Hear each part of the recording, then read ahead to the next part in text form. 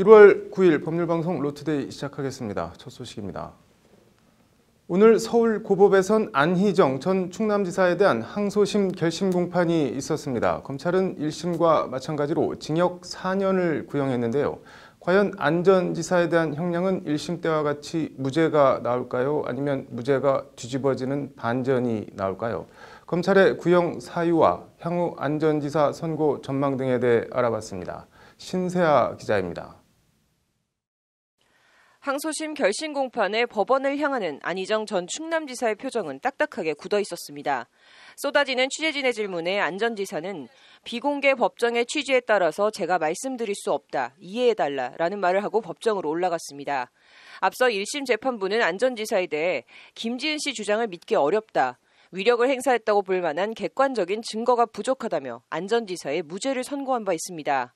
검찰은 하지만 오늘 항소심 결심 공판에서 을의 위치인 수행비서의 취약성을 이용한 범죄 행위라는 점을 강조하며 안 전 지사에 대해 1심과 같이 징역 4년을 구형했습니다.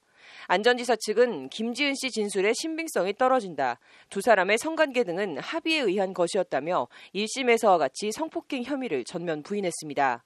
법원 안팎에선 지난해 11월 말 공판 준비 기일을 시작으로 한 달여 만에 항소심 공판 절차가 신속히 마무리된 점, 1심 판결과 사정이 크게 달라진 점이 없는 점 등을 들어 항소심에서도 안 전 지사에 대해 무죄가 선고될 것이라는 것이 대체적인 전망입니다. 다만 재판이 비공개로 진행된 만큼 1심에서 알려지지 않은 다른 정황이나 진술이 나왔을 가능성도 있어 유죄 선고 가능성을 완전히 배제할 수는 없습니다. 오늘 항소심에서의 검찰 구형이나 안 전 지사 측의 무죄 변론 등을 봤을 때 항소심 재판도 1심하고는 사정이 크게 달라진 것은 없는 것으로 보이는데요. 재판부에서 법률에 규정되어 있는 위력의 의미를 종전보다 넓게 해석을 해서 판단을 한다면은 항소심에서 결과가 바뀔 가능성도 있지 않을까. 안 전 지사에 대한 항소심 판단은 오는 2월 1일로 잡혔습니다. 업무상 위력의 존재와 행사 여부에 대해 항소심 재판부가 어떤 판단을 내릴지 주목됩니다. 법률방송 신세아입니다. 이명박 전 대통령에 대한 항소심 공판 증인 신문이 오늘부터 시작됐는데 첫 증인으로 채택된 이학수 전 삼성 부회장이 오늘 공판에 출석하지 않았습니다. 이 전 대통령 측은 구인장을 발부해서라도 이학수 전 부회장을 법정에 꼭 불러내야 한다는 입장인데 다스 소송비를 대납했다고 증언한 이 전 부회장을 구인장을 발부해서라도 불러내려는 이유가 뭘까요? 김정래 기자입니다. 이명박 전 대통령 공판 첫 증인으로 채택된 이학수 전 삼성그룹 부회장이 오늘 열린 공판에 나오지 않았습니다. 불출석 이유는 패문 부재, 즉 이학수 전 부회장이 소환장을 전달받지 못했기 때문입니다. 법원은 백방으로 이 전 부회장에게 소환장을 전달하려 시도했지만 소환장 전달에 끝내 실패한 것으로 전해졌습니다. 이 전 부회장은 앞서 검찰에 제출한 자술서를 통해 다스 미국 소송비를 삼성이 대납했다고 진술한 바 있습니다. 저희의 노력이 청와대에 당연히 전달돼 여러 가지로 회사에 도움이 되지 않을까 기대를 한 것은 사실이라는 게 이 전 부회장 자술서 내용입니다. 1심 재판부는 이 전 부회장 자술서에 대해 합리성이 있다, 대가성이 인정된다며 다스 소송비 67억 원 대납을 뇌물죄 유죄로 판단했습니다. 이 전 대통령 측은 일단 재판부에 구인장 발부를 요청해서라도 이 전 부회장을 증인으로 법정에 세우겠다는 방침입니다. 이 전 부회장을 법정에서 직접 신문해 1심 재판부가 유죄 근거로 판단한 이 전 부회장 진술의 신빙성과 증명력을 허물겠다는 계획입니다. 방향은 크게 두 가지입니다. 하나는 삼성의 다스 소송비 대납이 다스를 거치지 않고 소송을 수행한 미국 법무법인에 직접 건네졌다는 것, 그리고 전달 과정 어디에도 이 전 대통령의 이름이 직접 언급되는 부분이 없다는 점을 파고든다는 전략입니다. 즉 삼성이 다스 소송비를 대납했다 하더라도 이 전 대통령은 상황상, 법리상 뇌물죄 성립이 안 된다는 점을 재판부에 강조하겠다는 전술입니다. 증인 출석을 거부하며 피하고 있는 이학수 전 부회장을 이 전 대통령 측이 법정에 불러낼 수 있을지, 불러내서 소기의 목적을 거둘 수 있을지 법원 안팎의 관심이 모아지고 있습니다. 법률방송 김정래입니다.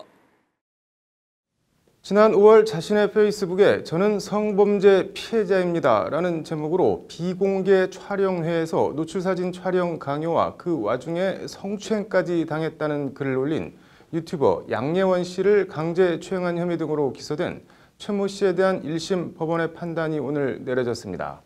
법원 판결 내용과 선고 직후 공판을 참관한 양예원 씨가 입장을 밝혔다고 하는데 현장을 취재한 김태현 기자가 전해드립니다. 오늘 오전 10시 서울 서부지법에서 열린 강제추행 등 혐의로 기소된 46살 최모 씨 결심 공판을 참관하기 위해 나온 양예원 씨는 다소 수척해 보였습니다. 마스크를 쓰고 법정에 나온 최 씨는 지난 결심 공판에서 사진 유출에 대해 진심으로 반성하고 뉘우친다면서도 하지 않은 행위인 강제추행까지 처벌받는 것은 억울하다며 강제추행 혐의는 부인했습니다. 재판부는 그러나 노출사진 유포와 강제추행 혐의 모두를 유죄로 판단해 최 씨에게 징역 2년 6개월을 선고하며 80시간의 성폭력 치료 프로그램 이수와 5년간 관련기관 취업 제한을 명령했습니다. 양 씨의 진술이 수사 단계부터 매우 일관적이고 구체적이며 비합리적이지도 않다. 양 씨는 피해자가 아니라면 알 수 없는 구체적인 정황까지도 자세히 진술했다는 것이 법원 판단입니다. 재판부는 그러면서 최 씨는 반포하지 않을 조건으로 찍은 피해자들의 사진을 유출해 해당 사진들이 인터넷 음란 사이트까지 공공연하게 전파되는 등 피해가 매우 크고 촬영 과정에서 추행을 범해 죄질이 가볍지 않다고 양형 사유를 밝혔습니다. 선고 직후 양예원 씨는 울먹이며 힘들었던 시간이 위로받는 시간이라며 자신의 노출 사진을 조롱하고 모욕한 악플러들에 대한 단호한 법적 대응을 예고했습니다. 분명히 이런 결과에도 불구하고 여전히 저를 몰아세우는 사람들과 또 맞서 싸워야 될 거고 저한테 정말 그런 참을 수 없고 너무나도 괴롭게 했던 그 사람들을 저는 용서할 생각이 하나도 없습니다. 양예원 씨는 그러면서 자신과 같은 피해자들에 대해선 숨지 않아도 된다고 말했습니다. 안 숨어도 되고요. 잘못한 거 없어요. 잘못한 거 없어요. 정말로. 세상에 나오셔도 되고요. 무서워하지 않으셔도 돼요. 용기 내셔도 되고요. 행복해지셔도 돼요. 진심입니다. 법원의 판단에 위안을 받았다는 양 씨는 자신과 주변 사람들에게 2차 피해를 준 악플러들에 대한 강력 대응을 이어가겠다고 밝혔습니다. 법률방송 김태현입니다. 2014 소치 동계올림픽, 2018 평창 동계올림픽 쇼트트랙 금메달리스트인 심석희 선수가 조재범 전 코치로부터 17살 때부터 지속적으로 성폭행을 당했다는 메가톤급 폭로가 터져나왔습니다. 이슈플러스 장한지 기자 나와 있습니다. 장 기자, 심석희 선수 성폭행, 이게 뭐 어떤 내용인가요? 네, 상습 폭행 등 혐의로 이미 조재범 전 코치를 고소한 심석희 선수 변호인이요. 네. 어제 오후 늦게 입장문을 발표하면서 조재범 전 코치가 심석희 선수를 지속적으로 성폭행했다고 이제 폭로를 네. 했는데요.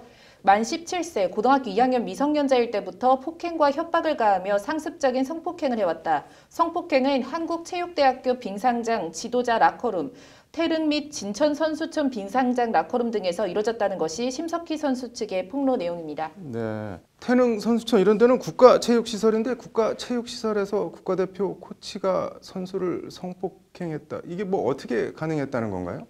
네, 심석희 선수 이제 변호인은 네. 약 4년간 상하 관계에 따른 위력을 행사해서 성폭행을 행사해왔다고 주장하고 있습니다. 네. 관련해서 심석희 선수가 조재범 코치로부터 성적인 길들이기, 이제 그루밍 성폭행을 당한 게 아니냐라는 분석이 나오고 있는데요. 네. 저희도 몇 번 언급을 한 적이 있는데 네. 보통 그루밍 성폭력은 어린아이나 미성년자 등 판단력이 미약한 피해자를 심리적으로 장악한 뒤에 성적인 대상으로 삼는 겁니다. 네. 심석희 선수 측의 주장이 사실이라면 전형적인 그루밍 성폭행 피해자에 해당한다는 것이 성폭력 전문가의 말입니다. 뭐 어떤 점에서 전형적인 그루밍 성폭력이라는 건가요? 네, 일례로 심석희 선수는요. 네. 지난 2015년 한 언론과의 인터뷰에서 네. 코치님은 제가 나약해지면 강하게 만들어주시고 힘들어하면 에너지가 되어주시는 분이라고 해서 네. 이제 조재범 당시 코치를 표현한 바 있습니다. 네. 조재범 전 코치에 대한 고마움과 존경심, 경외감이 동시에 느껴지는 표현인데요. 네. 실제 조재범 전 코치는 초등학생이었던 심석희 선수를 직접 서울로 데려와 육성한 어렸을 때부터 거의 절대적인 존재였습니다. 네. 성폭력 관련 전문가의 말을 들어보니까요. 네. 절대적 권력에 기반한 상하관계, 순종관계로 인해서 거부할 엄두조차 이제 내지 네. 못했다. 그래서 전형적인 그루밍 성폭력이라는 설명입니다. 네. 배복주 성폭력 상담소 대표의 말을 한번 들어보시죠. 네. 그루밍에 의해서 성적으로 길들여지는 문제랑 어쨌든 이 선수 생활을 하면서 이 사람이 절대적 존재로 군림하면서 성폭력 피해를 입었는데 그 성폭력이 성폭력이라고 인지할 수 있지만 그것에 대해서 말할 수 없는 뭐 조재범 전 코치 입장은 나온 게 있나요? 네, 조 전 코치는 변호인을 통해서 네. 자신은 절대 성폭행을 한 적이 없다며 억울해하고 있다는 입장을 밝혔습니다. 네. 심석희 선수 변호인이 조 전 코치를 이제 폭행에 더해서 성폭행 혐의로도 추가 고소한 만큼 네. 진위는 수사와 재판을 통해 가려질 것으로 보입니다. 네. 이게 뭐 사실로 드러나면 처벌은 어떻게 되나요? 네, 청소년 성보호법 제7조는 네. 폭행 또는 협박으로 아동 청소년을 강간한 사람은 무기징역 또는 5년 이상의 유기징역에 처하도록 하고 있습니다. 네. 또 그것으로 상해를 입히면 제9조에 따라서 무기징역 또는 7년 이상의 징역에 처한다고 되어 있습니다. 네. 문체부가 오늘 관련 대책을 내놓는 것 같던데 어떤 내용인가요? 네, 오늘 오전 문체부 이제 노태강 제2차관이요. 네. 기자회견을 열고 민간주도 합동조사반을 구성해서 성폭력 실태 전수 조사를 실시하겠다. 네. 그리고 성폭력 가해자는 체육계에서 영원히 퇴출하는 한편 성폭력 전담팀을 구성해서 피해자 보호 제도를 더욱 강화하는 내용의 이제 이런 것들이 담긴 규정 정비를 올해 3월까지 완료하겠다라는 입장을 밝혔는데요. 네. 일각에서는 오늘 문체부 발표에 대해서 체육계 퇴출이 되겠냐는 식의 실효성에 의문을 제기하는 목소리도 있습니다. 네. 뭐 아무튼 진실이 빨리 밝혀지고 강력한 재발 방지책이 마련돼야 될 것 같네요. 오늘 잘 들었습니다. 다음 소식입니다. 사법부 흑역사를 새로 쓴다고 표현을 했는데요. 전직 대법원장으로 헌정사상 처음으로 모레 검찰의 피의자 신분으로 소환되는 양승태 전 대법원장이 검찰 출석에 앞서 대법원에서 대국민 입장을 발표하기로 해 또 다른 논란을 낳고 있습니다. 앵커 브리핑입니다. 양 전 대법원장 측은 검찰이 출석하라고 통보한 11일 오전 9시 30분, 그 30분 전인 오전 9시 대법원에서 사법행정권 남용 재판거래 파문에 대한 양 전 대법원장의 생각과 소회 등을 밝히고 검찰청사로 이동할 예정이라고 오늘 밝혔습니다. 모양 빠지게 피의자 신분으로 검찰에 출석하며 검찰 포토라인에서 기자들에게 취조받는 것처럼 입장을 밝히느니 자신이 대법관과 대법원장으로 근무한 대법원에서 작금의 사태에 대한 입장을 먼저 밝히고 검찰에 출석하는 것이 좋겠다는 판단을 한 것으로 전해졌습니다. 양 전 대법원장이 대법원에서 입장을 밝히겠다고 했지만 정확한 입장 발표 장소는 아직 대법원과 조율이 안 된 상태입니다. 양 전 대법원장 측은 대법원이 청사 내부에서 기자회견을 허용하지 않으면 대법원 정문 밖에서라도 입장을 발표하겠다는 방침을 세웠다고 합니다. 피의자 신분으로 검찰 포토라인에서는 고위 인사가 검찰 출석 전에 다른 곳에서 기자회견을 열어 입장을 발표하는 것은 상당히 이례적인 일입니다. 최근 사례만 봐도 이명박, 박근혜 전 대통령도 검찰 소환 당시 서울중앙지검 포토라인에서 소회를 밝히고 청사 안으로 들어갔습니다. 양 전 대법원장의 처신을 보고 두 가지 궁금한 점, 의문점이 듭니다. 하나는 검찰 포토라인에 서서 입장을 밝히는 것과 굳이 대법원에서 입장을 밝히는 것, 장소가 무슨 의미가 있을까 하는 생각입니다. 후배인 김명수 대법원장이 허락을 할지 안 할지도 모르는 상태에서 대법원에서 입장을 밝히겠다고 발표했는데 대법원이 부적절하다, 대법원 청사 안에선 안 된다 해버리면 그것만큼 모양 빠지고 수모도 없을 텐데 왜 그럴 수도 있는 일을 자처했는지 하는 의문입니다. 다른 하나는 발표하겠다는 입장이 어떤 메시지를 담고 있을까 하는 점입니다. 관련해서 검찰 관계자는 검찰 수사에 내심 불편한 심기를 드러내고 있는 법원 쪽에 단결을 요구하는 것 아니겠냐는 의견을 피력했습니다. 사건을 법원 내부에서 종결짓지 않고 검찰에 넘겨 작금의 사태에 이르게 한 김명수 대법원장에 대한 불편한 심기를 대법원 앞 입장 발표라는 코스프레로 어필해 보려는 것 아니냐는 해석입니다. 입장 발표 당일 지켜봐야겠지만 양 전 대법원장 입에선 아마도 법원에 대한 애정과 본인이 한 일들에 대한 선의, 사법부 독립 같은 워딩들이 나오지 않을까 싶습니다. 논리학에서는 의도의 오류라고 하기도 하는데 100번을 양보해 양 전 대법원장의 의도가 법원과 사법부를 위한 선의였다고 해도 그 의도가 잘못된 수단과 행위까지 정당화하는 것은 아닙니다. 재판 거래는 어떤 선의와 명분으로도 정당화될 수 없습니다. 양 전 대법원장이 뭐라 하는지 지켜보겠습니다. 앵커 브리핑이었습니다. 이어서 법조계 소식 전해드리겠습니다. 최영애 국가위원장이 오늘 성명을 통해 양심적 병역 거부 대신 종교적 신앙 등에 따른 병역 거부라는 용어를 쓰겠다는 국방부의 결정을 비판했습니다. 최 위원장은 병역 거부 행위가 개인이 가진 양심의 보호와 실현이 아닌 종교에 따른 행위로 비칠 소지가 있다는 점에 대해 깊은 우려를 표한다고 밝혔습니다. 국내 최대 음란물 사이트 소라넷 운영자가 1심에서 징역 4년의 실형을 선고받았습니다.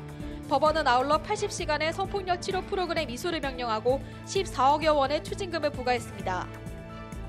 사문서 위조와 위조 사문서 행사 혐의를 받는 강용석 변호사가 항소심 첫 공판에서 김민아 씨와 공모해 범죄를 저질렀다는 혐의 사실은 도저히 인정할 수 없다며 혐의를 전면 부인했습니다.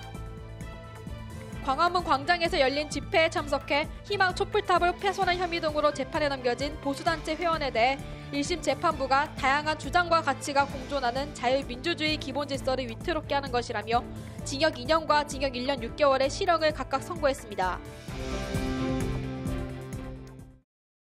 1월 9일 법률방송 로투데이 마치겠습니다. 시청해주셔서 감사합니다.